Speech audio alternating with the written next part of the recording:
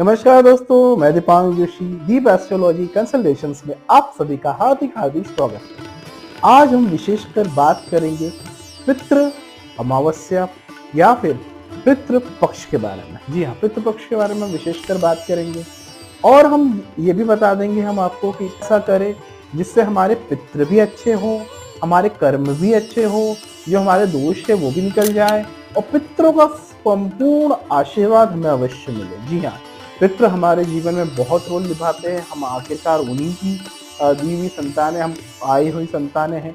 वंशावली भी हमारी वहाँ से चलती हुई आ रही है।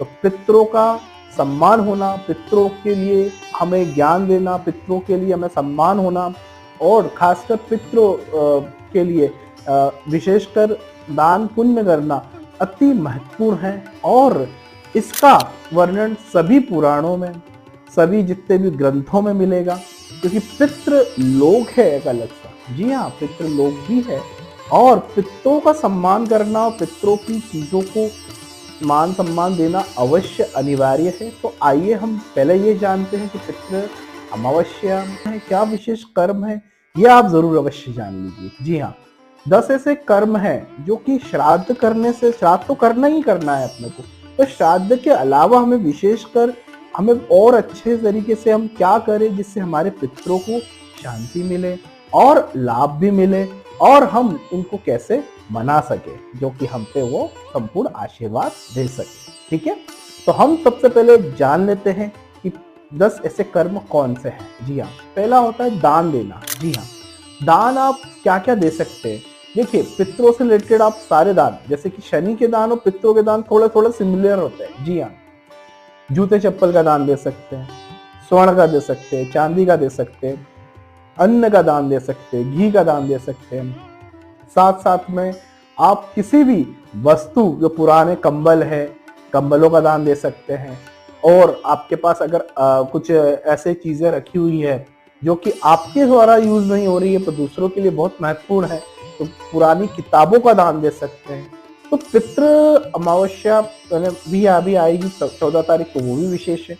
तो मैं बता दूं कि पितृ पक्ष में बहुत सारे ऐसे कार्य अपनों को करने हैं जो कि हम दान नहीं दे पाते हैं नॉर्मल दिनों में, तो अब इस दिन विशेषकर दान दे सकते हैं। दूसरा, अन्न दान दे सकते हैं। सबसे बड़ा दान अन्न दान होता है। किसी के भोजन कराना ही सबसे महत्वपूर्ण है। दूध हो गया, चावल हो गया, गेहूं हो गया, इसका घी हो गया, जो भी खाने की वस्तुएं हैं सारी आप विशेषकर दान दे सकते हैं। ऐसा दान देने से विशेषकर सबको लाभ भी प्राप्त होता है और साथ साथ में जीवन का मतलब वो पल, मतलब हम किसी की भी मतलब भोजन कराते हैं तो कहीं ना कहीं किसी ना किसी रूप में वो पितृ के रूप में भी हो सकता है। तो इसलिए 5 तरह के कई बहुत सारे दान हम दे सकते हैं। अन्न का दान, 5 प्रकार के अन्न का दान तो देना ही चाहिए। जैसे चावल हो गया, गेहूं हो गया, दालें हो गई, उसके बाद आपका दूध हो गया, घी हो गया, ऐसे ऐसे 5 कई प्रकार के दान। जी हाँ, पंच बलि का मतलब ये नहीं किसी की बलि देना है। जी नहीं, बिल्कुल भी नहीं, ये भ्रांतियां हैं। बलि, पंच बलिदान में ऐसा होता है कि जो पीपल के वृक्ष में जाकर हम विशेषकर दूध चढ़ा सकते हैं, दही, शक्कर का बूरा और आप परिक्रमा जल चढ़ा के कर सकते हैं, जिससे हमारे पितृ खुश रहे, क्योंकि पितरों का वास पीपल के वृक्ष में भी माना गया है। जी हाँ, तो 5 प्रकार के ऐसे दही, शहद, दूध, शक्कर मिला के आप पानी मिला के बिल्कुल चंद्रामृत, पंचामृत मिला के भी आप दे सकते हैं, पितरों को अर्पित कर सकते हैं। और विशेषकर इसमें खासकर आप जब भी आप दान करें तो आप पूरे श्रद्धा भाव से करें, अच्छे भाव से करें, साफ मन से करें, तो आप विशेषकर आपके पितृ अवश्य प्रसन्न होंगे और आपको धन धान्य से संपूर्ण कर देंगे। जी हाँ, जो भी कार्य रुक रहे हैं वो भी आपको पूरे कर देंगे। अब हम आगे बढ़ते हैं गीता का पाठ। जी हाँ, गीता का पाठ भी आप कर सकते हैं। गीता के 2वां अध्याय या 7वां अध्याय भी आप पढ़ सकते हैं। गीता का पाठ करने से भी पितृ खुश होते हैं और हमें कहीं ना कहीं वो मदद करते ही हैं आगे बढ़ाने में, आगे ले जाने में। तो पितरों के लिए आप विशेष गीता का पाठ भी कर सकते हैं और हनुमान चालीसा का पाठ भी करना चाहिए, जो कि डेली तो करना ही चाहिए, पर विशेषकर अमावस्या पे हम हनुमान चालीसा पाठ अवश्य करें। हनुमान जी आपके बहुत अच्छे मतलब वो चिरंजीवी है, तो वो बहुत अच्छी तरह से वो सभी लोगों में जा सकते हैं, आप सभी जानते हैं, तो हनुमान चालीसा का पाठ अवश्य करना ही चाहिए।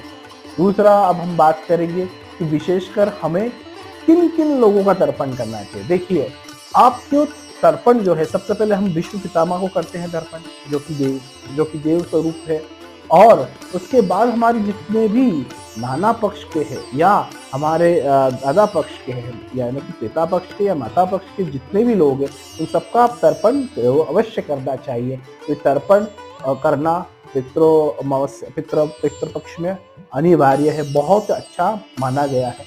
तो विशेषकर इन लोगों के लिए तर्पण आप अवश्य कर सकते हैं, जो कि अकाल मृत्यु में है और कहीं जगह मतलब हमारे पितर कहीं ना कहीं बहुत सारी चीजों से फंसे हुए, तो इनके लिए आप विशेषकर तर्पण अवश्य करना चाहिए। दूसरा, मैं और एक और बात बता दूं, विशेषकर आप गरीबों को जो भोजन कराना है, जी हाँ, कई बार कई लोग ऐसे भी होते हैं ना कि गरीबों को भोजन नहीं करा पाते, तो हमने एक विशेष कार्य किया है, जैसे कि चिल्ड्रन ऑफ मदर अर्थ हमारा एक एनजीओ है, जो कि government of Madhya Pradesh government से रजिस्टर्ड है। दूसरा, आप में से कोई भी इसमें दान दे सकता है, दक्षिणा दे सकता है, और दक्षिणा देने से, दान देने से, ये विशेषकर हम लोग नारायण सेवा करते हैं, फूड ड्राइव करते हैं, जिससे उन लोगों को मदद हो जाए जो लोग विशेषकर हम एमवाय हॉस्पिटल में करते हैं इंदौर के, तो हॉस्पिटल्स में विशेषकर भोजन दिया जाता है, ताकि उन लोगों को वो खाना मिल जाए। और कहीं ना कहीं वो पितृ के रूप में भी हो सकते हैं, कहीं किसी भी रूप में हो सकते हैं, तो हम उनको भोजन अवश्य कराते हैं। तो आपका भी विशेष सहयोग आप इस पितृ पक्ष में आप दे सकते हैं। तो जो भी व्यक्ति जो भी कुछ भी देना चाहे, धन के रूप में, अन्न के रूप में, या जिस तरह से सेवा आप करना चाहे आप कर सकते हैं। तो आप सभी से प्रार्थना है कि अगर आप धन के रूप में देना चाह रहे हैं, तो ये नंबर्स मैं दिखा रहा हूँ, जैसे फोन पे, गूगल पे आप कर सकते हैं। दान के रूप में अगर इंदौर के अंदर है तो आप कुछ देना चाहते हैं, तो दान के रूप में आप हमें दे सकते हैं।